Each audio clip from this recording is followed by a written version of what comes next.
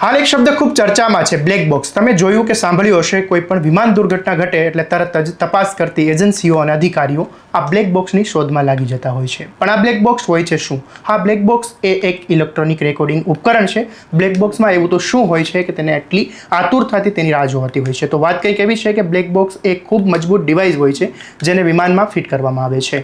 આ બ્લેક બોક્સમાં એફડીઆર અને સીવીઆર એમ બે મુખ્ય પાર્ટ હોય છે. એફડીઆર એટલે કે ફ્લાઇટ ડેટા રેકોર્ડેડ, જેમાં વિમાનના ટેકનિકલ આંકડાઓ રજીસ્ટર થયા કરે છે, જેવા કે ઊંચાઈ, ગતિ, એન્જિનનું પરફોર્મન્સ. અને સીવીઆર એટલે કે કોકપિટ વોઇસ રેકોર્ડેડ. આ વોઇસ રેકોર્ડેડ જે કોકપિટમાં થતી તમામ ગતિવિધિઓને અવાજને રેકોર્ડ કરી તેનું સંગ્રહ કરતું રહે છે. આ માહિતીના કારણે જ વિમાન દુર્ઘટના બાદ તુરંત પહેલા બ્લેક બોક્સને શોધવા માટે કામે લાગી જવું પડતું હોય છે.